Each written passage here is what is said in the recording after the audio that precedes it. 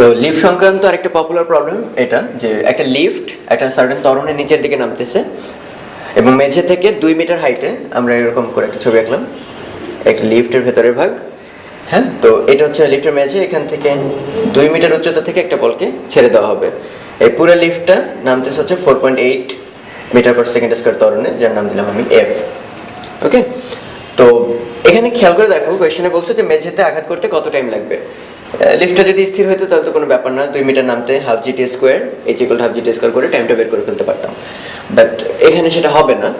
তো তার আগে আমরা একটু জেনে নিই যে এখানে কিন্তু লিফটের আদিবেগটা দেওয়া নেই, মানে এই মোমেন্টে তার ভেলোসিটি কত যখন বলটা ছাড়া হলো। ওকে, তাহলে এই মোমেন্টে আমরা ধরে নিলাম লিফটের ভেলোসিটি হচ্ছে ইউ নিচের দিকে। তো ওই সময় লিফটের অবস্থিত যা কিছু, আমি দাঁড়ানো, আমার হাতে যে বলটা ধরা, সবকিছুই হচ্ছে কি ইউ আদিবেগের নিচের দিকে নামতেছে। তাহলে বলের আদিবেগটাও কত? ইউ। তো খেয়াল করে দেখো বলটা যে মোমেন্টে তুমি ছেড়ে দিছো লিফটটা কিন্তু তখন বন্ধ না, লিফট তখনও নামতেছে নিচে। সো বলটা পড়তে থাকবে জি ত্বরণে, মেনওয়াইল লিফটটাও কিন্তু নিচে নামতে থাকবে এবং লিফট নামবে কত ত্বরণে? অবশ্যই জি না, এফ ত্বরণে। তাহলে আমরা আশা করতে পারি বল যতক্ষণে নামতেছে নিচের দিকে ততক্ষণে লিফট আরো এইচ পরিমাণ নিচে চলে গেছে। ফলে মেঝে কিন্তু এখন আর 2 মিটার উচ্চতায় না, 2 প্লাস এইচ মিটার, তার জন্য তার মানে এই বলটাকে আসলে অতিক্রম করতে হবে 2 প্লাস এইচ এই সরণটুকু, আর লিফটটা যাচ্ছে শুধু এইচ পরিমাণ। তাহলে আমরা লিখতে পারি 2 প্লাস এইচ, এটা অতিক্রম করে বল কত আদিবেগ নিয়ে? ইউ আদিবেগ নিয়ে। তাহলে u t plus half g t square. Plus কেন? কারণ দেখো জি ত্বরণ অলওয়েজ নিচের দিকে এবং ইউ নিচের দিকে, তাহলে সবকটা ভেক্টর একই দিকে, ফলে সবকটার চিহ্ন একই হবে। প্লাস হলে সব প্লাস, মাইনাস হলে সব মাইনাস। আর লিফটের ক্ষেত্রে কি হবে? সে এফ ত্বরণ নিয়ে এইচ পরিমাণ নামছে, তাহলে এইচ ইকুয়াল টু আদিবেগ ছিল ইউ অতএব ut plus half f t square. সে কিন্তু জি ত্বরণে নামতেছে না, 4.8 এ নামতেছে। তাহলে আমার কনসার্নটুকু এই যেহেতু আমার ধরা রাশি, দুইটা বিয়োগ করে ফেললাম, থাকলো 2, ইউটি ইউটি কাটা, যেহেতু বলের আদিবেগ এবং লিফটের আদিবেগ সেম ছিল, তাহলে পরে থাকলো হাফ জি ভ্যালু আমরা জানি, এফ তার ভ্যালু আমরা জানি, টি স্কোয়ার। তাহলে সলভ করে তোমরা এখান থেকে টি এর ভ্যালুটা পেয়ে যাবে। তো এটা লিফট সংক্রান্ত আরেকটা প্রবলেম। তো বলা আছে যে 5 মিটার পার সেকেন্ড বেগে একটা লিফট উপরের দিকে উঠতেছে সমবেগে, ত্বরণ নেই এখানে। তাহলে এটা হচ্ছে 5 মিটার পার সেকেন্ড উপরের দিকে যাচ্ছে লিফটটা। তো এই সময় কি হলো যে হঠাৎ করে একটা স্ক্রু খুলে পড়লো। সাপোজ এখানে একটা স্ক্রু ছিল, সেই স্ক্রুটা খুলে পড়ে গেছে। তো একটু খেয়াল করে দেখো, খুলে পড়ে যাওয়া বা ছেড়ে দেওয়া এগুলো বলতে আমরা বুঝতাম যে আদিবেগ শূন্য, কিন্তু খেয়াল করে দেখো এখানে কিন্তু আমরা সবসময় ধরে নিই যার হাত থেকে পড়ে গেছে সে কিন্তু নিজে স্থির, ফলে তার সাপেক্ষে বস্তুটা আদিবেগ শূন্য থেকে যাত্রা শুরু করছে এবং জি ত্বরণে বেগ বাড়তেছে। বাট এখানে কিন্তু অলরেডি সে আছে লিফটের ভেতরে, ফলে লিফটের সাথে টাচ করা সব বস্তুর এখন আদিবেগ কত? 5। তাহলে আমরা যারা পৃথিবীতে আছি অবশ্যই এই জিনিসটা কিন্তু অনেকেই ভুলে যাই।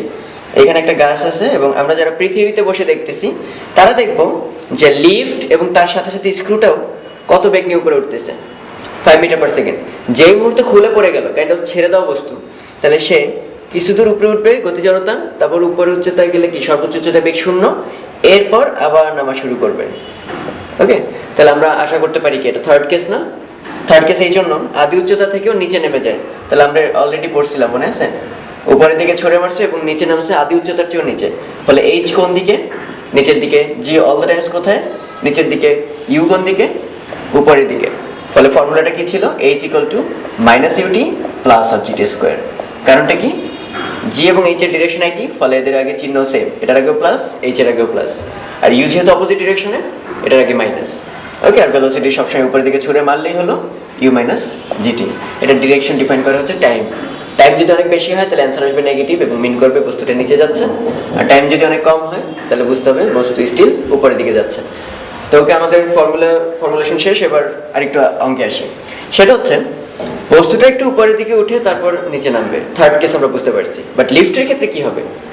লিফট কিন্তু এই 1.5 সেকেন্ড বসে থাকবে না, কারণ সে অলরেডি 5 মিটার পার সেকেন্ড সমবেগে উপরের দিকে উঠতেছে, ফলে 1.5 সেকেন্ডে সে সমবেগে আরো উপরে উঠবে।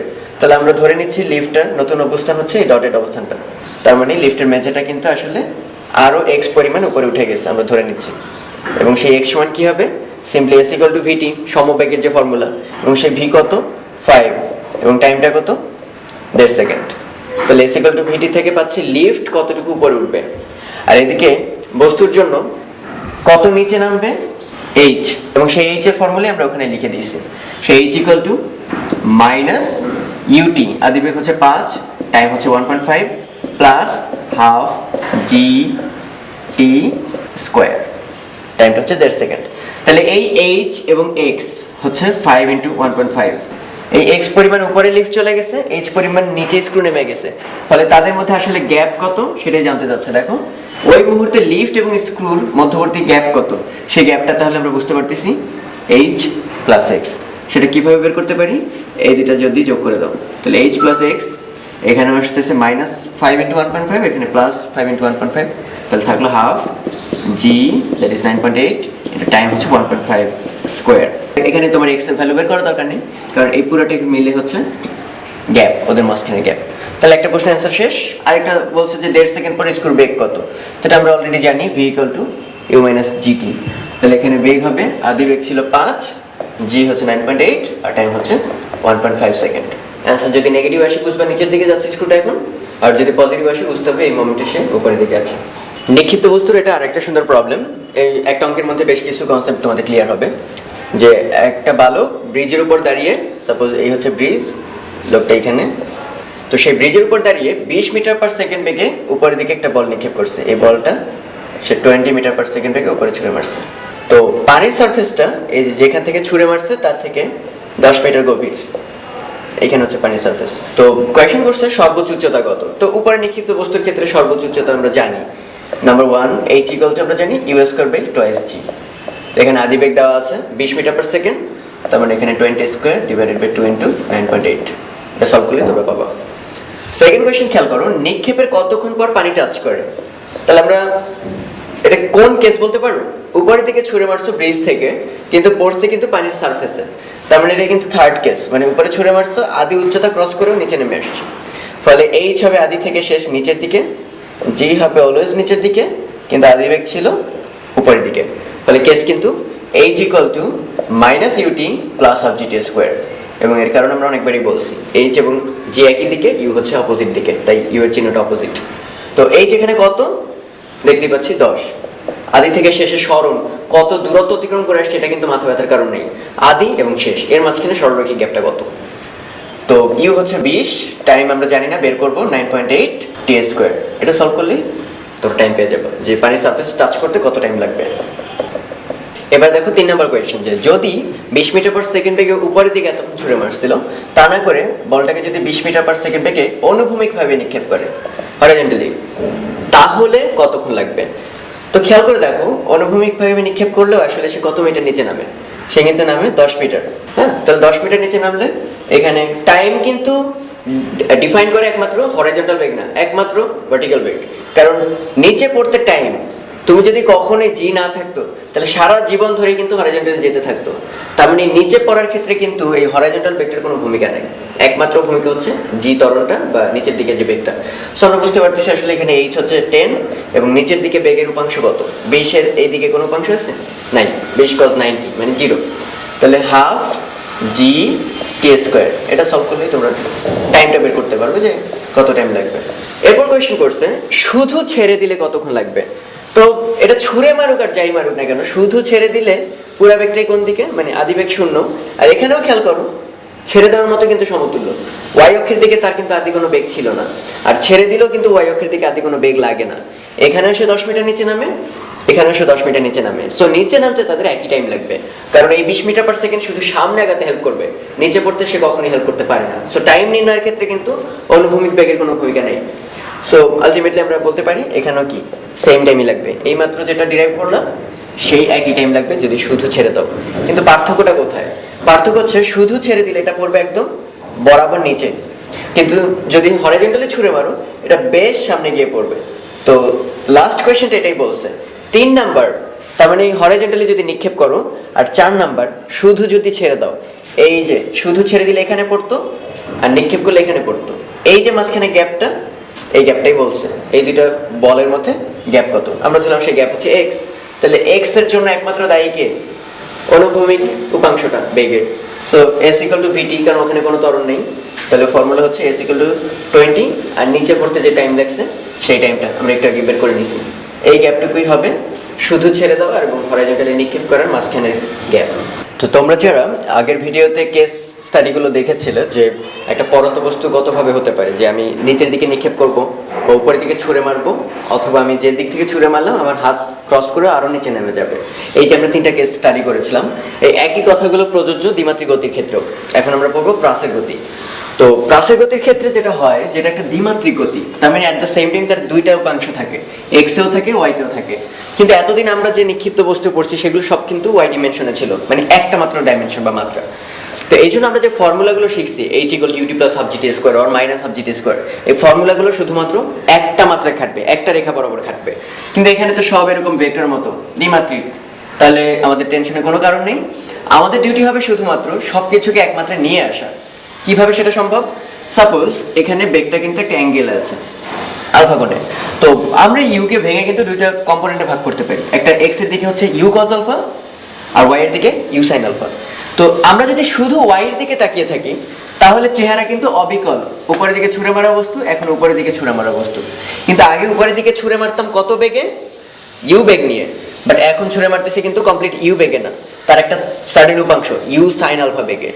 সো কনসেপ্ট ক্লিয়ার হয়ে যাওয়ার কথা যে আগে আমরা যত ফর্মুলা শিখছিলাম ut plus half GT square or something, সেই ইউ এর জায়গাগুলো এখন কিন্তু পুরা ইউ থাকবে না, থাকবে সব জায়গায় ইউ সাইন আলফা, এবং সবকিছু আমরা ওয়াইতে নিয়ে আসবো। তো আমাদের ফর্মুলাগুলো অবিকল আগের মতোই। দেখো খেয়াল করে, ফার্স্ট কেসে কি ছিল? একটা বস্তুকে নিচের দিকে ছুঁড়ে মারছিলাম, তো নিচের দিকে ছুঁড়ে মারলে কি হয়? ইউ নিচে থাকে, জি তো সবসময় নিচে থাকে, এইচ আদি থেকে শেষ সেটাও নিচের দিকে, আদি থেকে শেষ। সো এইচ ইউ এবং জি সব কটার সামনে প্লাস, মানে একই চিহ্ন থাকতে হবে।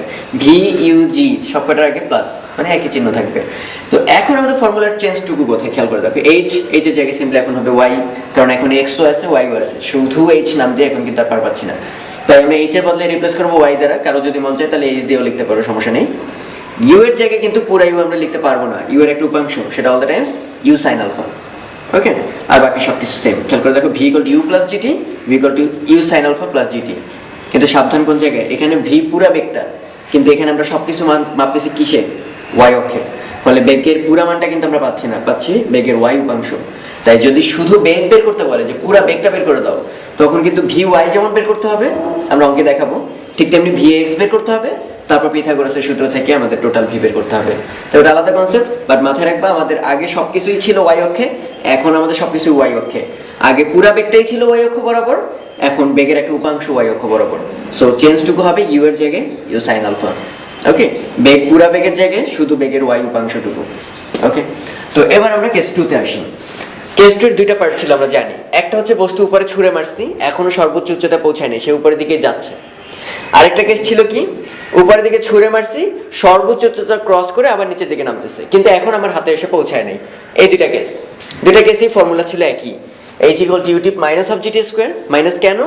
এখানে ইউ উপরের দিকে, যেহেতু ছুঁড়ে মারছে উপরে, জি সর্বদাই কোন দিকে? নিচের দিকে, আর এইচ আদি থেকে শেষ কোন দিকে? উপরে।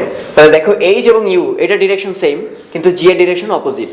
ফলে এইচ এবং ইউ এর আগে আমাদের সেম চিহ্ন, কিন্তু জি এর আগে মাইনাস, মানে অপোজিট চিহ্ন। একই কথা প্রযোজ্য v equal to u minus g t এই ক্ষেত্র। এবং এটার অ্যানালজিটা কি হবে প্রাসের ক্ষেত্রে? এই যে প্রাস ছুঁড়ে মারছে এমন ভাবে এখনো সে সর্বোচ্চ উচ্চতায় পৌঁছায়নি, মানে তার এখনো আরো উঁচুতে ওঠা বাকি, এই সিচুয়েশন, এখনো নামা শুরু করেনি। ফলে ওয়াই এর ডিরেকশন কোন দিকে? উপরের দিকে। ইউ সাইন আলফা কোন দিকে? উপরের দিকে। জি কোন দিকে? নিচের দিকে। ফলে ফর্মুলা চেঞ্জটুকু কোথায় হবে? এইচ এর জায়গায় আমরা বলছি ওয়াই বসায় দিবা, ইউ এর জায়গায় ইউ সাইন আলফা, ইউ পুরাটা না, জি তো অলরেডি আসেই ঠিক মতো, ভি এর জায়গায় ভি ওয়াই হবে, ইউ এর জায়গায় u sine alpha, g t already যাচ্ছিল তাই। ওকে, এবং একই কথা প্রযোজ্য যদি এটা নিচের দিকে আসা শুরু করে, তাহলেও এখনো ওয়াই কোন দিকে বা এইচ কোন দিকে? উপরের দিকে। আর প্লাসের ক্ষেত্রে এটা সর্বোচ্চ উচ্চতা ক্রস করে এখন আবার নিচের দিকে নামতেছে, কিন্তু আদি উচ্চতা এখনো পৌঁছায় নাই। তাহলে ওয়াই এখনো কোন দিকে? আদি থেকে শেষ উপরের দিকে। জি কোন দিকে? স্টিল নিচের দিকে। এবং ইউ সাইন আলফা কোন দিকে? উপরের দিকে। ফলে ইউ আর ওয়াই এইটা ডিরেকশন সেম দিকে, কিন্তু জি হবে বিপরীত দিকে। ফলে এই যে পাচ্ছি আমরা u sine alpha minus half GT square. Y এবং u sine alpha direction same দিকে, কিন্তু জি এর ডিরেকশন হচ্ছে অপোজিট দিকে। আশা করি ওই আগের ভিডিওটা দেখলে এটা ক্লিয়ার হবে। আর থার্ড কেসটা কি ছিল? কোন একটা সার্টেন রেফারেন্স থেকে তুমি উপরে ছুঁড়ে মারবা, তারপর ওই রেফারেন্স উচ্চতা ক্রস করে আরো নিচে নামবে। ফলে এবার স্মরণ কোন দিকে? আদি থেকে শেষ। আদিতে ছিল আমার রেফারেন্সে, শেষ হচ্ছে আমার রেফারেন্স থেকে নিচে, ফলে আদি থেকে শেষ হবে নিচের দিকে। এইচ নিচের দিকে, জি অল টাইমস নিচের দিকে, আর ইউ ছিল উপরের দিকে, কারণ উপরে ছুঁড়ে মারছিলাম আদিতে। তাহলে ইউ বাদে বাকি দুইটার চিহ্ন হবে সেম। এই জন্য ফর্মুলা কি? এইচ আর জি এর আগে দেখো প্লাস, কিন্তু ইউ এর আগে হচ্ছে মাইনাস। আর আমাদের ফর্মুলার মডিফিকেশনটা কি হবে, মাইনাস ইউ এর জায়গায় আসবে মাইনাস ইউ সাইন আলফা, আর বাকি সব কিছু সেম থাকবে। ওকে, এবং এই ক্ষেত্রে দেখো একটা বিল্ডিং এর চূড়া থেকে ছুঁড়ে মারলা, সেটা গিয়ে নদীতে পড়লো, মানে তোমার ওই বিল্ডিং এর হাইট থেকে আরো নিচে, তখন ওয়াই বা এইচ এর ডিরেকশন হবে নিচের দিকে, u sine alpha all the times as usual ওটা উপরের দিকে, আর জি সবসময় নিচের দিকে।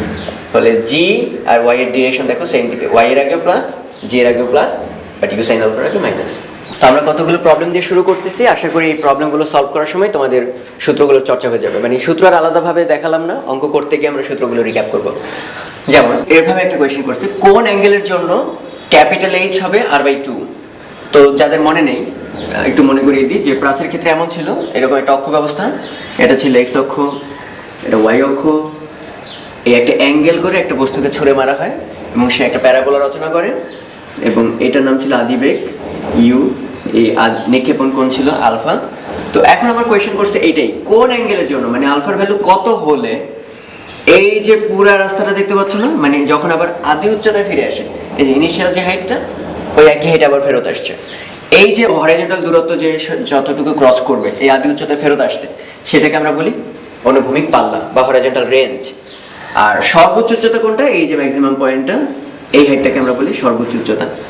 তো কোয়েশ্চেন করছে কোন কোণের জন্য সেই সর্বোচ্চ উচ্চতা হবে এই আর এর অর্ধেক, মানে এই আর কে অর্ধেক করলে এই হাইটের সমান হবে, এটা কত অ্যাঙ্গেলে ছুঁড়ে মারলে।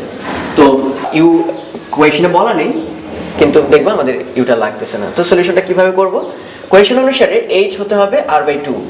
তো আমরা যারা একটু ইন্টারভিউ পড়াশোনা করছি আমরা জানি এইচ সেই ওয়ান ডিমেনশনাল মোশনের ক্ষেত্রেও কত ছিল, u²/2g, এবং আমরা তো এই চ্যাপ্টারে শিখছি ইউটার ইউ নাই, সেই সব জায়গায় ইউ এর উলম্ব উপাংশটা নিয়ে কাজ করতে হবে। ফলে এখানে ইউ এর বদলে আসবে u sine alpha square divided by twice g, আর আর এর ক্ষেত্রে ফর্মুলা হচ্ছে এই টুটা আমরা বাইরে নিয়ে আসলাম হাফ, আর এর ক্ষেত্রে ফর্মুলা ছিল u square sine 2 alpha divided by জি।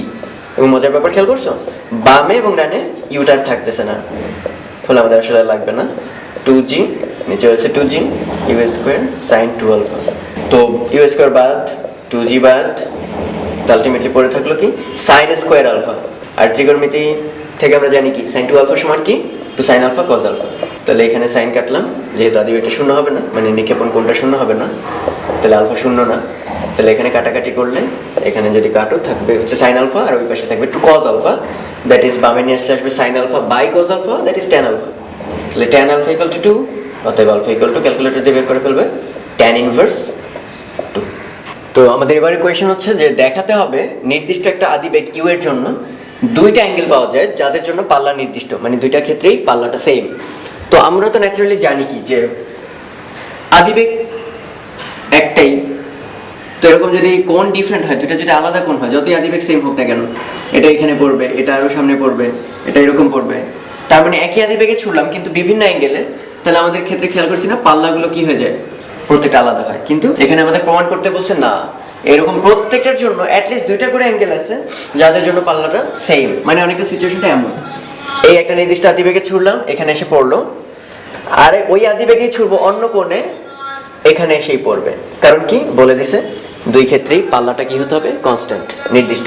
তাহলে এই আর কনস্ট্যান্টের জন্য আমরা দুইটা অ্যাঙ্গেল পাবো, আদিবেগ থাকবে দুই ক্ষেত্রেই ইউ, কিন্তু একটা যদি আলফা 1 হয় আর একটা হবে আলফা 2, এটা আমাদের প্রুফ করতে হবে।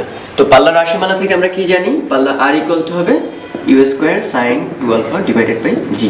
তো যাদের মনে আছে একটু খেয়াল করে দেখো তো, সেই যে আমরা পড়তাম এখানে আমরা একটু পক্ষান্তর করে নিলাম, R g by u square equal to sine 2 alpha. তো ত্রিকোণমিতি একটু মনে করে নিই, দেখবো সাইন 2 আলফার একটা ফর্মুলা ছিল 2 tan alpha divided by 1 plus tan square alpha. Okay, তো আমরা একটু পক্ষান্তর করলাম যে R g by u square plus R g by u square tan square alpha equal to 2 tan alpha. তার একটি সুন্দর ফর্মে আমরা যদি সাজাই তাহলে থাকবে ইউ স্কোয়ার দিয়ে গুণ করে দিলাম, তাহলে R g tan square alpha minus 2 u square tan alpha plus R g equal to 0। তাহলে এটা কিন্তু একটা দ্বিঘাত সমীকরণ, কোন চলকের সাপেক্ষে, ট্যান স্কোয়ার আলফার সাপেক্ষে। এটাকে পুরোটাকে যদি এক্স ধরো, ট্যান আলফা সমান যদি এক্স ধরো, তাহলে something x square minus something x plus some constant equal to 0। তার মানে ফর্মটা অনেকটা কিসের মতো, x x square plus b x plus c equal to 0, দ্বিঘাত সমীকরণের স্ট্যান্ডার্ড ফর্ম। তো এর জন্য কয়টা রুট পাওয়া যাবে, মূল পাবো দুইটা, সেই মূল দুইটা তো আমরা জানি মূলদ্বয়ের গুণফলের রাশিমালাটা কি ছিল মাইনাস সি বাই এ। এই যে এটার দুইটা রুট যদি হয় x1 আর x2, তাহলে সেই দুইটার গুণফল সমান কি ছিল সি বাই এ। তাহলে আমাদের এখানে মূল দুইটাকে আমরা একটাকে ধরলাম tan আলফা 1 আর একটাকে ধরলাম tan আলফা 2, এই দুইটা রুট। তাহলে এদের গুণফলটা কি হবে সি বাই এ। তাহলে tan alpha 1 into tan alpha 2 equal to হবে সি, খেয়াল করো আর জি, আর এও কত আর জি। তাহলে আমরা পাচ্ছি c by a, that is 1। চমৎকার। তাহলে tan আলফা 1 ইকুয়াল টু আমরা পাচ্ছি 1 বাই tan আলফা 2, কারণ এখানে ছিল tan আলফা 2 ইকুয়াল টু 1। তাহলে 1 বাই tan আলফা 2 কে আবার কি লেখা যায় cot আলফা 2, আর cot আলফা 2 কে আবার কি লেখা যায় tan 90 মাইনাস আলফা 2।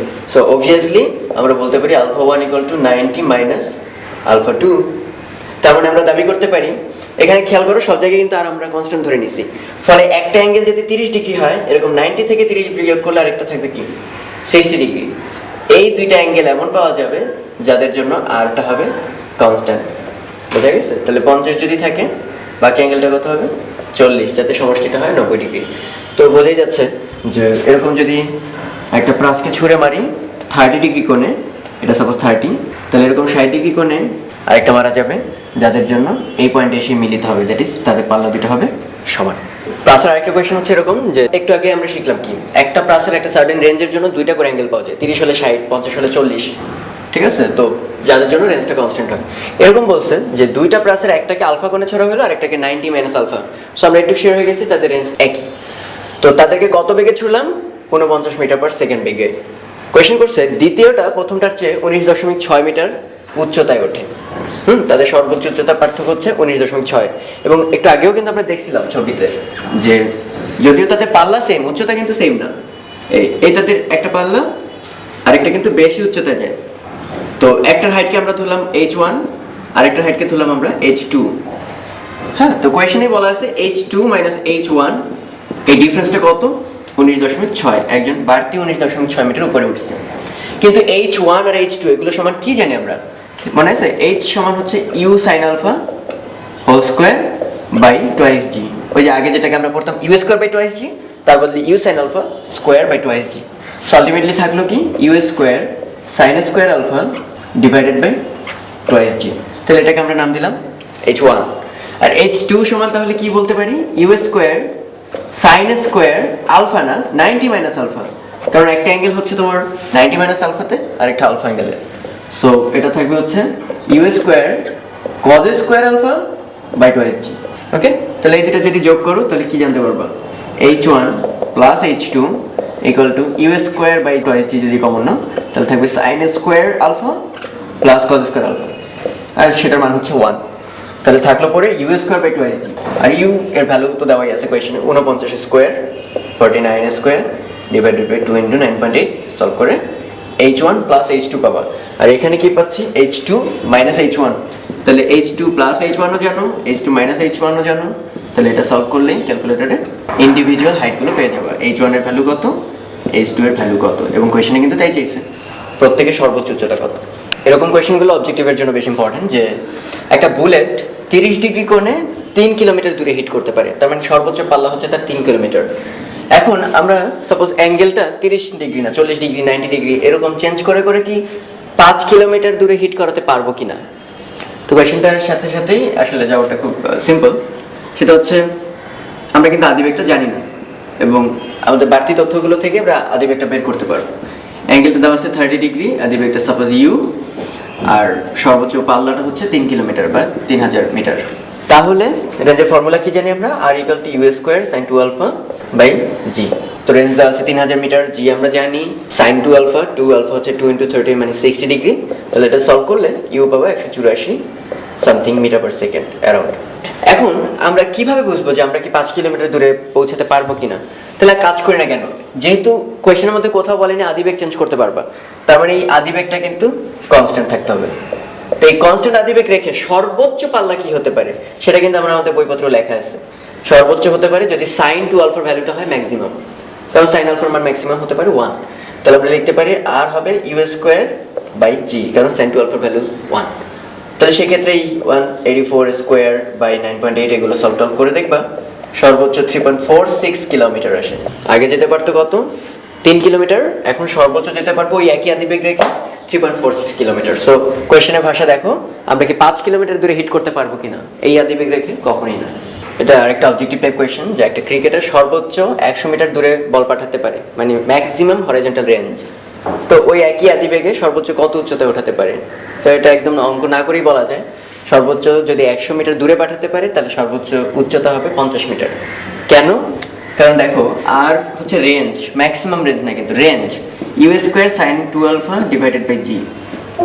এর মধ্যে এটাও ম্যাক্সিমাম কখন হবে? যখন এই সাইন 2 আলফাটা ম্যাক্সিমাম হবে, সেটা ভ্যালু হচ্ছে 1, তাহলে আর ম্যাক্সিমাম হবে u square by g. On the other hand, সর্বোচ্চ উচ্চতা এইচ ম্যাক্স সমান আমরা কি জানতাম? ইউ স্কোয়ার বাই 2জি। তার মানে কি u square by g into half, that is সেই যে আর ম্যাক্স পেলাম সেটার অর্ধেক। সো ম্যাক্সিমাম সে যদি 100 মিটার দূরে পাঠাতে পারে, অবভিয়াসলি উচ্চতা হবে 50 মিটার। তো আরেকটা অঙ্ক এখানে জাস্ট কনসার্নটা বাড়ানোর জন্য, যে একটা প্রাস নিচে পড়ে যেতে যে টাইমটা লাগে সেটা শুধুমাত্র নিচে পড়ে যাওয়ার বেগের উপর ডিপেন্ড করে, কত দ্রুত সে নিচে পড়ে যাবে। এটা কিন্তু অনুভূমিক বেগ কত বেশি এটার উপর আদৌ ডিপেন্ড করে না, কারণ অনুভূমিক উপাংশ তাকে কখনোই নিচে ফেলতে সাহায্য করে না, সে সারা জীবন ধরেই ডান দিকে বা অনুভূমিক দিকে নিয়ে যেতে থাকে। সো কোয়েশ্চেনটা হচ্ছে এটাই, যে দুইটা পাথর, এই একটা পাথর একটা ভি বেগে ছুঁড়ে মারলাম, আর একটা পাথর 2v বেগে ছুঁড়ে মারলাম, হ্যাঁ, তো একই উচ্চতা থেকে। তাহলে যদি ভূমি ধরি, তাহলে হয়তো একটু কাছে পড়বে আর আরেকজন পড়বে আর একটু দূরে। কিন্তু আবারও একই কোয়েশ্চেন, যে যেটাকে ভি বেগে ছুঁড়ে মারছো তারও উলম্ব বেগ কিন্তু 0, যেটাকে 2v বেগে মারছি তারও উলম্ব আদিবেগ কিন্তু 0। ফলে দুই ক্ষেত্রেই কিন্তু formula half g t square, ফলে তাদের কিন্তু একই টাইম লাগবে, টাইম হচ্ছে টি। তাহলে ভূমিতে পৌঁছাতে যে সময় লাগে তাদের অনুপাত কত? প্রথমটার জন্য সময় লাগলো সে টি1, পরে টি2, কিন্তু আমরা তো জানলাম দুই ক্ষেত্রে টাইম হবে সেম, তার মানে রেশিওটা হবে t1:t2 ইকুয়াল টু 1:1। টাইমের কোনো পার্থক্য তাদের মধ্যে থাকবে না, কিন্তু হরাইজন্টাল দূরত্ব কি সেম থাকবে? এই যে একটা যদি হয় x1 আর একটা যদি হয় x2, দেখতেই পাচ্ছি আমরা যার বেগ বেশি সে তত দূরে গিয়ে পড়বে, কারণ x ইকুয়াল টু আমরা কি জানি, vt। তাহলে প্রথমজন v বেগে মারছে আর দ্বিতীয়জন হচ্ছে 2v বেগে মারছে। So x1 to x2 equal to হবে v:2v, দ্যাট ইজ 1:2 বেগের অনুপাত। তো এটা একটা সুন্দর অঙ্ক। এখানে দেখতে পাচ্ছ একটা হেলানো তল আছে, এবং এই ভূমি থেকে ওই যেখান থেকে একটা বল ছেড়ে দেওয়া হবে তার উচ্চতা হচ্ছে ক্যাপিটাল এইচ।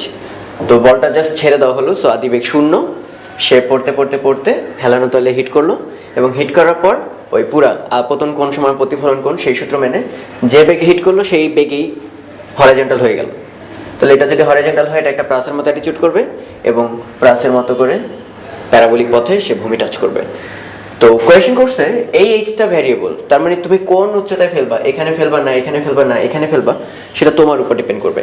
কিন্তু তোমাকে করতে হবে কি, এমন একটা এইচ চুজ করতে হবে যাতে করে পতনকালটা হয় ম্যাক্সিমাম। তো অঙ্কটা ম্যাক্সিমাম মিনিমা এগুলো শুনলেই বুঝতে পারতেছো ক্যালকুলাস লাগবে, সো সাথে প্রাসের কিছু কনসেপ্ট আছে। সো ওভারঅল একটা সুন্দর অঙ্ক।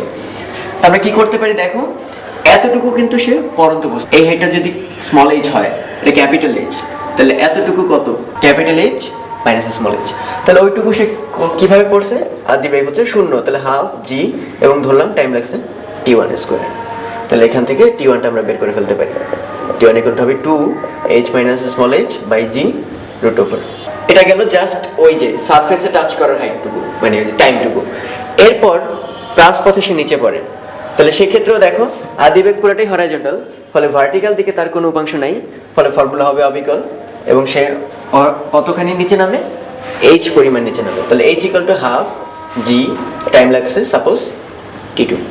তাহলে এখান থেকে টি2টাও সলভ করে বের করতে পারি 2h বাই জি এর রুট। তাহলে টোটাল টাইম, টোটাল পতনকালটা কত, পতনকাল সাপোজ আমি নাম দিলাম টি, সেটা হবে t1 প্লাস t2। তাহলে t1 তো জানলাম আমরা ওখান থেকে, root over 2 capital H minus small h divided by g, আর এখানে জানতে পারলাম 2 small h by small g. তো এই হচ্ছে টোটাল পতনকাল, এবং আমরা ভ্যারি করতে পারবো কোনটাকে, এই হাইটটাকে, এটা আমাদের উপর। ফলে আমাদের করতে হবে কি, আসলে আমাদের করতে হবে এই পতনকালটা যাতে ম্যাক্সিমাম হয়। তাহলে হাইটের রেসপেক্টে তাকে যদি ডিফারেন্সিয়েট করি এবং সেটা যদি 0 বসে, তাহলে আসলে আলটিমেটলি পাবো কোন হাইটের জন্য ম্যাক্সিমাম টাইম লাগবে। তাহলে এখান থেকে ডিফারেন্সিয়েট করলে দাঁড়াবে 2 বাই জি, এটা রুট, তারপর থাকবে হচ্ছে root over, that is 1/2 root h minus h, এটাকে ডিফারেন্সিয়েট করলে আরেকবার -1 আসবে, আর ওই ক্ষেত্রে রুট ওভার 2 বাই জি এটা কনস্ট্যান্ট, রুট এইচকে করলে 1/2 টু রুট এইচ। তো এটা যদি শূন্য হয় তাহলে এই কনস্ট্যান্টটা কাটা যাবে, তাহলে থাকবে পরে 1 বাই এই টু কাটা যাবে, রুট এইচ ইকুয়াল টু আসবে 1 by root over capital H minus small h. এবং দেখতেই পাচ্ছ এই মাইনাসটা ওই পাশে গেলে প্লাস হয়ে যাবে। তাহলে এটাকে যদি স্কোয়ার করো আলটিমেটলি থাকবে এইচ সমান ক্যাপিটাল এইচ মাইনাস এইচ বা 2h equal to capital H, অতএব এইচ ইকুয়াল টু হতে হবে এইচ বাই 2। দ্যাট ইজ এই যে পুরো হাইটটা আছে এটার যদি অর্ধেকে তুমি ফেলো, দ্যাট ইজ এইটুকু যদি হয় এইচ বাই 2, এই এইচটা যদি এটা সমান হয় তখন দেখা যাবে এই টাইম প্লাস এই টাইম মিলে সবচেয়ে বেশি টাইম লাগতেছে অন্য যে কোনো উচ্চতার তুলনায়। তো এটা বেশ বিখ্যাত এবং একটা মজার প্রবলেম যে একটা গাছের উপর একটা বানর আছে এবং তুমি ওই বানরকে লক্ষ্য করে, মানে স্ট্রেট লাইন, সাপোজ এই অ্যাঙ্গেলটা হচ্ছে থিটা, এই থিটা কোণে তুমি বানরকে শুট করবা স্ট্রেট লাইনে। তো হিট করার সময় যখনই তুমি বুলেটটা মানে ট্রিগারটা চাপলা তখন একটা সাউন্ড হলো বুলেটের, এবং ওই সাউন্ডটা শোনা মাত্র আমরা ধরবো এখানে হিউজ স্পিডে পাইছে, সাউন্ডের ভেলোসিটি অনেক বেশি, ফলে ওই টাইমটা নিয়ে আমাদের টেনশন নেই আপাতত। তো সাউন্ড পাওয়া মাত্রই বানরটা হাত ছেড়ে দেবে ভয়ের চোটে। তো যখন হাত ছেড়ে দেবে বানরটা কি ফ্রি ফল না, মুক্তভাবে পড়ন্ত বস্তু, জি এর প্রভাবে সে নিচের দিকে পড়তে থাকবে, সে নিচে নামতে থাকবে। আর এদিক থেকে বুলেটটা কিন্তু একটা অ্যাঙ্গেলে ছুড়ে মারা হয়েছে, সো 2D মোশন বা পাসের গতি। তাহলে সে কি হবে, এরকম প্যারাবোলিক পথে যেতে থাকবে, অন দি আদার হ্যান্ড বানরটা এরকম খাড়া নিচে পড়তে থাকবে। তো কোয়েশ্চেন হচ্ছে এই বুলেটটা কি ওই বানরটাকে হিট করবে কিনা। তো এটা প্রমাণ করা আসলে মানেটা কি, মানেটা হচ্ছে এই, আমরা একটা সার্টেন টাইম নেব, সেই টাইমে আমরা দেখলাম বুলেটটা এইখানে চলে আসে, ওকে, এবং সেই উচ্চতাটাকে আমরা ধরলাম h1, এই যে মাটি থেকে এই উচ্চতায় বুলেটটা আসে। আর ওদিক থেকে আমরা ওই টাইমের মধ্যেই বানরটা কোথায় নামে আমরা সেটা চেক করব। হ্যাঁ, আমরা ধরলাম সেই বানরটা নামে কত h2। তো এরপর যদি কোনোভাবে দেখতে পাই এই h1 প্লাস h2 এই যে দূরত্বটা, সেটা এই পুরো গাছের হাইটটা ক্যাপিটাল H, তাহলে এটা কি মিন করে, এটা মিন করে এই h1 আর h2 এরপর আদৌ আর কোনো দূরত্ব বাকি থাকে না। তার অর্থ হচ্ছে অবশ্যই এটাই মিন করে ও যতটুক নামছে ও অতই উপরে শুট করছে, ফলে দুইজন কোইনসাইড করছে। কিন্তু যদি কখনো এমন হয় h1 প্লাস h2 দুইজন মেলার পরও আর একটু বাকি থেকে যায়, ওটা h এর চেয়ে ছোট, তার অর্থ কি বানরটা এখান থেকে এখানে আসছে আর বুলেটটা এইখানে আসছে, ফলে এই গ্যাপটুকু কিন্তু তাদের মধ্যে রয়ে যাবে, বানরটাকে শুট করবে না। আর কখনো যদি দেখা যায় h1 প্লাস h2 এটা গ্রেটার দেন h, তার অর্থটা কি বুলেটটা এই উচ্চতায়, বানরটা আরো নিচে। এটার অর্থ কি হবে, এর অর্থ হবে এমন, বানরটা এখান থেকে এইখানে চলে আসছে, এটুকু হচ্ছে h1 আর এতটুকু হচ্ছে h2, তো এই দুটা যোগ করলে কিন্তু টোটাল হাইটের চেয়েও বাড়তি একটা অংশ রয়ে যায়, এই এতটুকু কিন্তু দুইবার যোগ করা হইতেছে। সো বোঝাই যাচ্ছে যে এই ক্ষেত্রেও বানরটা নিচে নেমে যাবে, বুলেট উপরে যাবে, সো আলটিমেটলি তাদের মধ্যে কোনো মিট হবে না। আর ওই ক্ষেত্রে বানরটা উপরে থাকবে, বুলেট নিচে থাকবে, ওই ক্ষেত্রেও তারা কোইনসাইড করবে না। একমাত্র যদি দেখাতে পারি h1 plus h2 capital H এর সমান, তখন বুঝতে হবে এরা একই জায়গায় মিলে গেছে। তা আমাদের এখন ওইটি টার্গেট থাকবে প্রমাণ করা। তো আমরা এই হরাইজন্টাল দূরত্বটাকে ধরে নিলাম x, তাহলে এই যে এই ট্রায়াঙ্গেলটা হচ্ছে একটা সমকোণী ত্রিভুজ, এখান থেকে বুঝতে পারতেছি tan থিটা হবে লম্ব বাই ভূমি h বাই x, এটা আমরা শুরুতে বের করে নিলাম। এবার খেয়াল করে দেখো যে h2 কত, free fall, so half gt square, আর এই একই টাইমে সে কত উচ্চতায় উঠছে, সো h1 ইকুয়াল টু হবে আদিবেগ যদি u ধরি তাহলে u sin আলফা t minus half gt square. এই কেসগুলো তোমরা আরেকবার চেক করে দেখো কারো কনফিউশন লাগলে। তাহলে টোটাল তারা কত যায় আমরা একটু চেক করে দেখি। h1 plus h2 equal to half gt square কাটা, that is u sin alpha into t। আবার প্লাসের অনুভূমিক দূরত্ব ফর্মুলা থেকে আমরা কি জানি, x হবে অনুভূমিক দিকে বেগ, that is u cos alpha into time। তাহলে এখান থেকে আমরা পাচ্ছি t equal to x by u cos alpha। তো এটা আমরা যদি এখানে বসাই দিই তাহলে থাকবে u sin alpha into x by u cos alpha, that is x tan alpha। কিন্তু tan alpha সমান আবার আমরা কি জানি, capital H by x, that is h by x। এবং যা আসার কথা ছিল, আসলে আমরা আশা করছিলাম কি নাম জানি না, বাট এটা কি প্রমাণ করে, এটা প্রমাণ করে বুলেট এর শব্দ শোনার সাথে সাথে বানর যদি হাত ছেড়ে দেয় তাহলে সর্বদাই এটা বানরকে হিট করবে।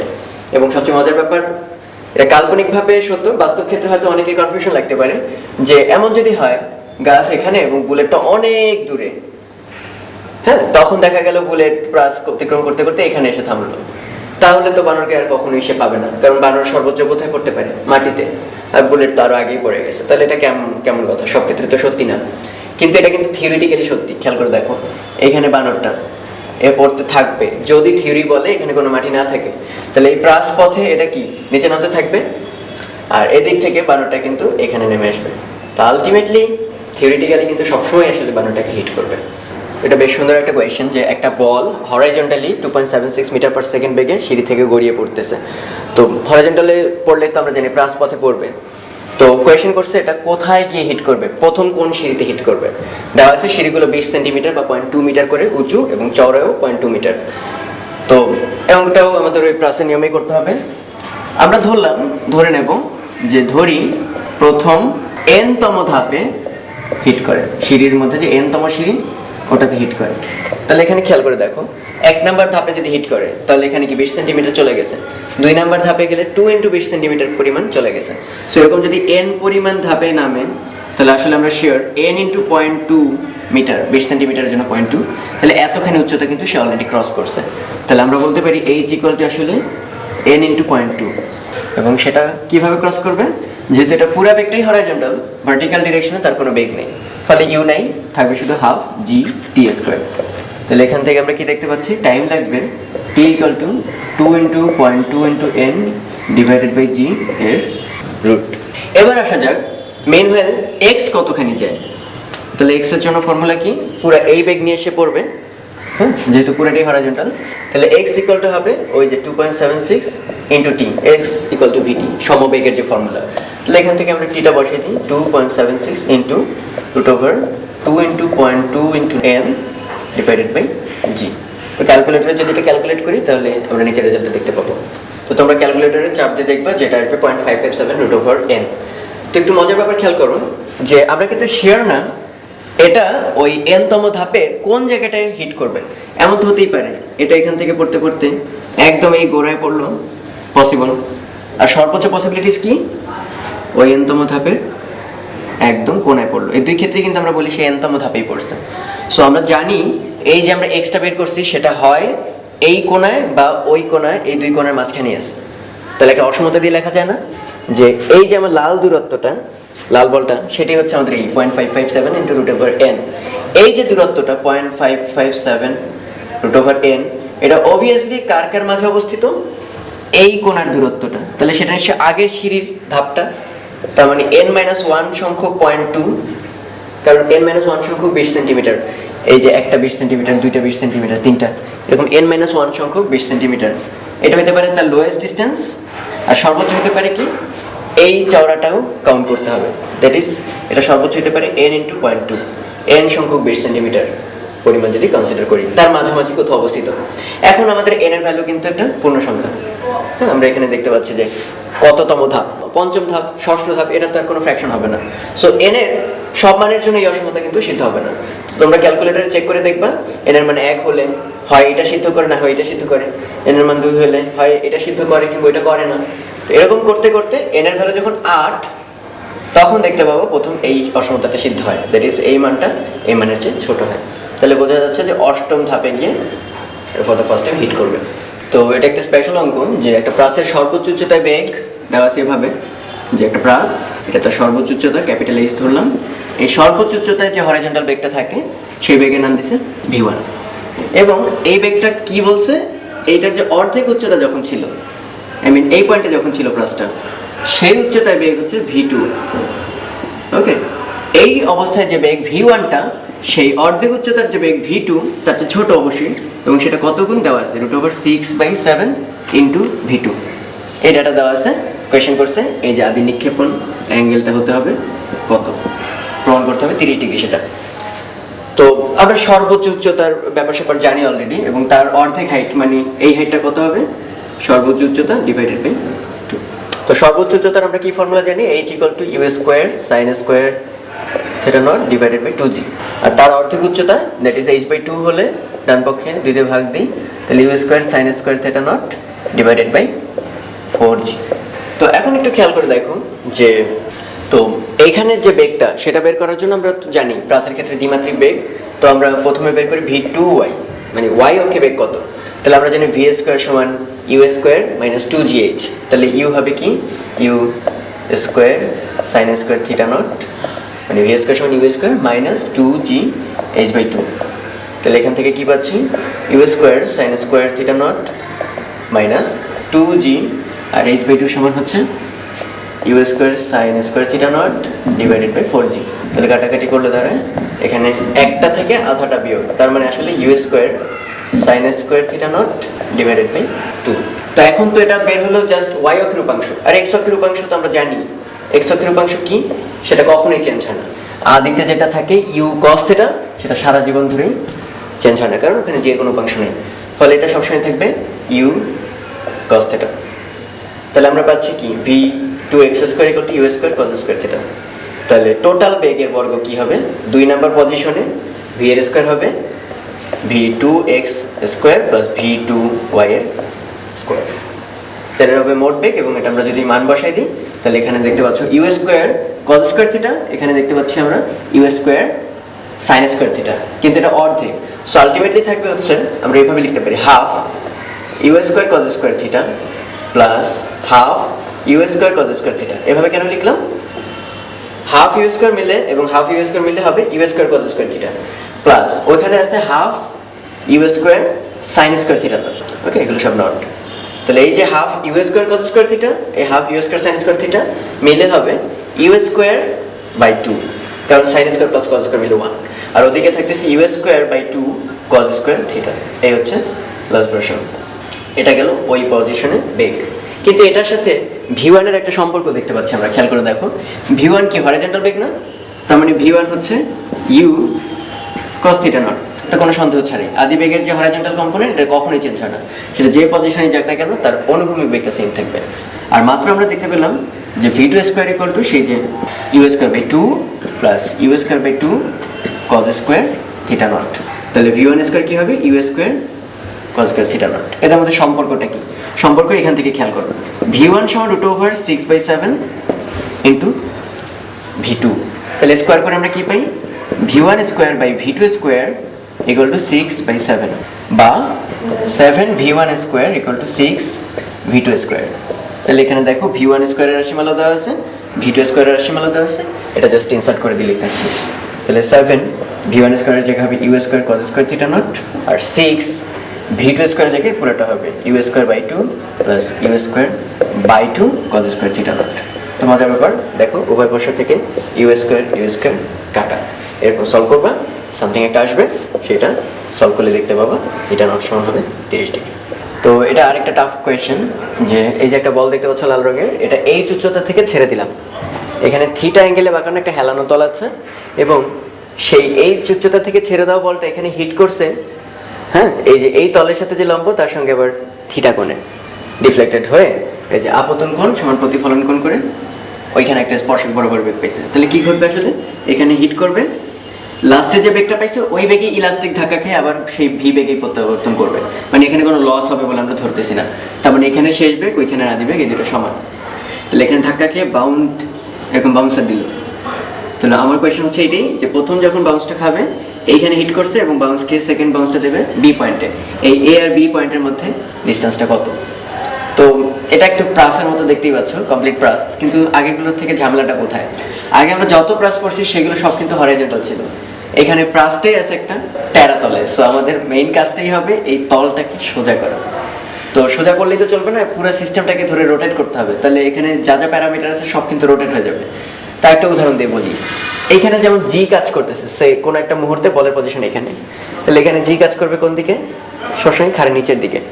এখন আমরা এই পুরো সিস্টেমটাকে যদি সোজা করে আলোচনা করি কোনো আপত্তি থাকবে না কারণ, তাতে কোনো ভেরিয়েশন করবে না কোনো প্যারামিটারে।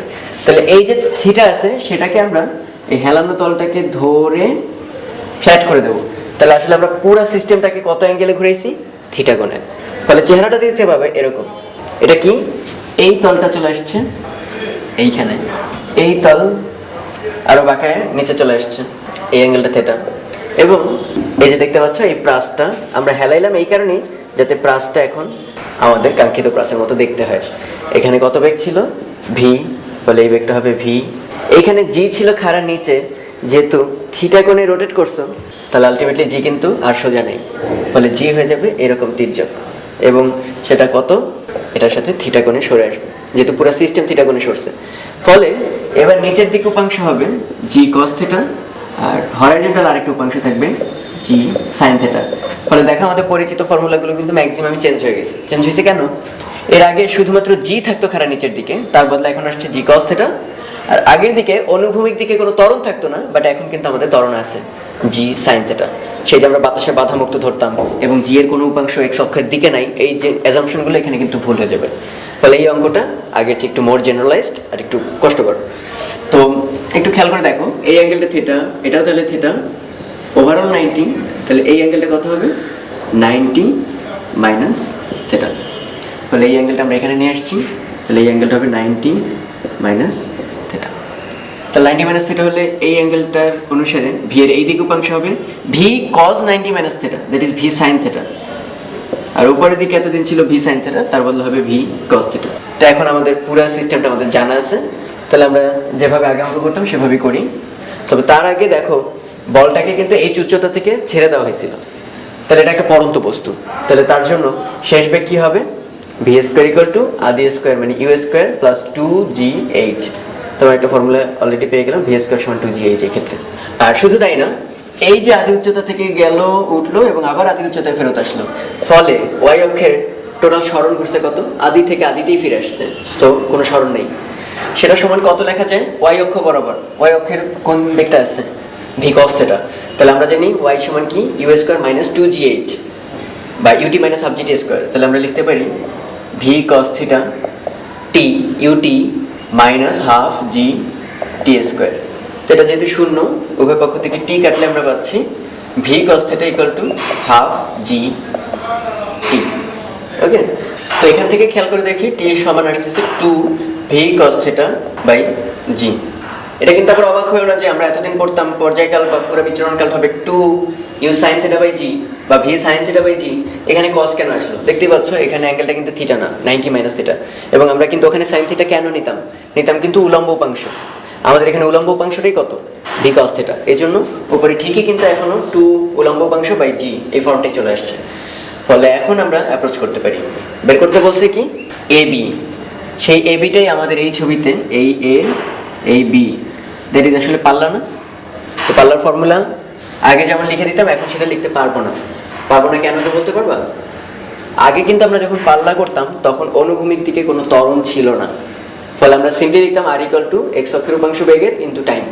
বাট এখন কিন্তু সেটা লিখলে চলবে না, এখন আবার লিখতে হবে সেই ইউটি প্লাস হাফ এটি স্কোয়ার, সেই ত্বরণটাই হবে এখানে জি সাইন থিটা। ফলে আমাদের পাল্লাটা এবার লিখতে হবে ইউ, এই দিকের উপাংশ কোনটা বেগের? V sine theta. তাহলে আমরা লিখতে পারি v sine theta into t u t plus half ত্বরণ হাফ এ, সেই ত্বরণটা হচ্ছে g sine theta into t square. তাহলে কি দাঁড়ালো? S equal to u t plus half g t square. তাহলে এটা আমরা একটু মান টান বসায় দেখতে পারি। আর সমান v sine theta into capital T. তাহলে v sine theta into capital T সমান এই যে এখান থেকে বসায় দাও 2 v cos theta divided by g plus half g sine theta into t square. T স্কোয়ারের জায়গায় এটা বসবে 4 v square cos square theta divided by g square. তো একটু সিম্পলিফাই করলে দাঁড়াবে এখানে 2 v square sine theta cos theta by g, আর এখানে থাকবে জি কাটা, তাহলে এখানে পড়ে থাকবে হাফ, আর এখানে 2 কাটলে 2 v square cos square theta sine theta. তো এখন আমরা বিচরণ কাল বের করতে যাচ্ছি। আমরা জানি সময় এই ব্যাপারটা ডিটারমিন করে কে? উলম্ব উপাংশ। তাহলে আমরা এই উচ্চতা থেকে স্টার্ট করে ওখানেই ফিরে আসছি, ফলে সরণ ওয়াই ইকুয়াল টু হবে 0। তো ওয়াই অক্ষের উপাংশটা কি? V cos theta. তাহলে v cos theta t that is u t minus half, আগে লিখতাম জিটি স্কোয়ার, এখন কিন্তু জি লেখা যাবে না। এবার দেখো উলম্ব দিকে জি না, কিন্তু জি কস থিটা, কারণ ওই যে জিটা বাঁক নিছে থিটা করে আবর্তনের কারণে। সো এবার কিন্তু আর হাফ জিটি স্কোয়ার না লিখে লিখতে হবে হাফ কস থিটা জি কস থিটা ইন্টু টি স্কোয়ার। তো আমরা উভয় পক্ষ থেকে টি কাটাকাটি করলে থাকবে হচ্ছে কস থিটাও কাটাকাটি হবে, তাহলে ভি সমান হবে half g t, that is t সমান আসবে 2 ভি ডিভাইডেড বাই জি। তো এখন আমাদের টার্গেট ছিল কি? এ আর বি এর মধ্যে ডিস্টেন্সটা বের করা, এবং আমরা এটাকে হরাইজন্টালি মুভ করার পর দেখতে পেলাম এ আর বি এর ডিস্টেন্সটাই আসলে পাল্লা। তো পাল্লার ফর্মুলাও এবার আমাদের একটু চেঞ্জ হবে, আগের মতো রাখতে পারবো না। এই জন্য না, আগে কিন্তু আমাদের অনুভূমিক দিকে কোনো ত্বরণ ছিল না, এখন দেখতে পাচ্ছ এখানে জি এর একটা কম্পোনেন্ট কিন্তু আছে, ফলে আমাদের ওটাকে কনসিডার করতে হবে। Simply x equal to v cos theta into t বিচরণকাল লিখলেই চলবে না, সেই সাথে এবার হাফ এ টি স্কোয়ার এই টার্মটা যুক্ত হবে। তাহলে আর ইকুয়াল টু কি থাকবে, অনুভূমিক দিকে বেগ ভি সাইন থিটা, যেতে টাইম লাগছে কত ক্যাপিটাল টি, প্লাস এবার কিন্তু আর অনুভূমিক উপাংশ শূন্য না ত্বরণের, হাফ ত্বরণ হাফ এ ইন্টু টাইম লাগছে t square, half a t square, so u t plus half a t square. এখন এখানে টি এর ভ্যালু আমরা যদি বসাই এখান থেকে, আর ওইখান থেকে আমরা যদি ভি এর ভ্যালু বসাই ভি স্কোয়ার বা ভি, ওকে, তাহলে কি পাই একটু খেয়াল করো, আমি লিখে যাচ্ছি পরপর। তাহলে ভি সাইন থিটা টি এর জায়গায় two v by g plus half g sine theta t এর জায়গায় আসবে four v square by g square, okay. তাহলে এখান থেকে পাচ্ছি two v square by g sine theta, আর ওখানে পাচ্ছি হাফ, এখানে two v square by g, এই জি কাটলে সাইন থিটা, ওকে। এখন ভি স্কোয়ার সমান কি বসানো যায়, টু জি এইচ, তাহলে এই two v square by g মিলে হবে four v square by g sine theta, আর ভি স্কোয়ার সমান যদি ওই মানটা বসিয়ে দিই তাহলে এখান থেকে পাচ্ছি ফোর বাই জি, আর ভি স্কোয়ার হচ্ছে two g small h into sine theta. তাহলে কি পাচ্ছি, জি জি কাটা, তাহলে এইট এইচ সাইন থিটা। এটাই হচ্ছে আমাদের কাঙ্ক্ষিত এ বি এর দূরত্ব। এবং দেখো আমাদের সব জানা, কত হাইট থেকে আমরা ফেলছি সেটা জানা ছিল, এবং ওই তির্যক কত কোণে ফেলছিলাম সেটা আমাদের জানা আছে, সো বের হয়ে গেল। তো আরেকটা কোয়েশ্চেন দেখো, যে একটা বোমা বিস্ফোরিত হয়েছে, তো কণাগুলো 19.6 মিটার পার সেকেন্ড বেগে চারদিকে ছুটতেছে। তো ভূমিতে অবস্থিত কোনো বিন্দুর, সাপোজ এরকম একটা সিচুয়েশন, এখানে বোমাটা বিস্ফোরিত হয়েছে, এখান থেকে স্প্লিটার ছুটতেছে, সর্বত্র ছড়ায় পড়তেছে, এখানে পড়তেছে, এখানে পড়তেছে, বামে ডানে হোয়াটএভার। তো এরকম ভূমিতে একটা লোক দাঁড়ানো, তো একটা সার্টেন পয়েন্টে তো আসলে একটাই স্প্লিন্টার আসার কথা, কিন্তু বলছে না যে ওই বিন্দুতে কণাগুলোর গমনকালের ব্যবধান, মানে আরেকটা স্প্লিন্টার আসে, এবং সেই দুইটার মধ্যে একটা টাইমের গ্যাপও আছে, এটা টি1 এটা টি2, সেই টি2 মাইনাস টি1 এই ভ্যালুটা দেওয়া আছে 2 সেকেন্ড। সো এই ঘটনাটা কি তোমরা ধরতে পারতেছো যে কেন দুইটা আসবে একই দূরত্বে? এটাই আমরা শুরুর অঙ্কে পড়ছিলাম, মনে আছে? একটা নির্দিষ্ট পাল্লার জন্য, মানে একটা নির্দিষ্ট দূরে অবস্থিত একটা লোকের জন্য দুইটা অ্যাঙ্গেল পাওয়া সম্ভব, একটা আলফা হলে আর একটা 90 মাইনাস আলফা, যার জন্য পাল্লার পরিমাণ সেম থাকবে। তো আমরা এখন ফর্মুলা লিখতে পারি 2u sin আলফা বাই জি, এটা তো আমরা জানি পর্যায়কাল বা বিচরণকালের জন্য ফর্মুলা। আর এখানে টি1 তাহলে কি আসবে, sin আলফা হলে ওটা হবে 90 minus alpha, that is cos alpha by g equal to 2 second. তাহলে এখান থেকে দেখো 2u বাই জিটা আমরা কমন নিতে পারি, থাকবে পরে sin alpha minus cosine alpha equal to 2। তো এখানে 2 টু কাটা, that is sin alpha minus cos alpha equal to g by u, okay. U দেওয়া আছে 19.6, আর জি তো আমরা জানি 9.8, হোল স্কোয়ার করে দিই, তাহলে থাকবে কি sin square alpha plus cos square alpha minus 2 sin alpha cos alpha, তার মানে sin square alpha plus cos square alpha হচ্ছে 1 minus 2 sin alpha cos alpha হচ্ছে sin 2 আলফা। তো লেখা যায় এখানে g square by u square, মানটা বসাই দিবা, তারপর বামে নিবা ডানে নিবা, লাস্টে সলভ করে আলফার ভ্যালুটা বের করবো। আলফার ভ্যালু যদি পাওয়া যায় তাহলে এখানে যে কোনো একটা জায়গা থেকে, সাপোজ টি2টা আসবে কত, 2u sin alpha divided by g, আর এই টি2ও বের করবা, টি1ও বের করবা, তার মানে এই লোকটার মাথায় এসে পড়তে একটা লাগবে কম টাইম আর একটা লাগবে বেশি টাইম।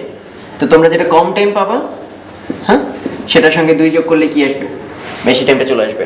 তার মানে ওই সর্বোচ্চ সময় শুধুমাত্র, সাপোজ একটা টাইম আসলে 2 সেকেন্ড, আরেকটা আসবে 4 সেকেন্ড, তো ওই লোকটা কিন্তু 2 সেকেন্ড ধরে ভয় থাকলে চলবে না যে 2 সেকেন্ড পর আমার মাথায় কোনো বোম পড়ে নাই অতএব আর পড়বে না, তা কিন্তু না, 4 সেকেন্ড পর কিন্তু আরেকটা বোম আসবে।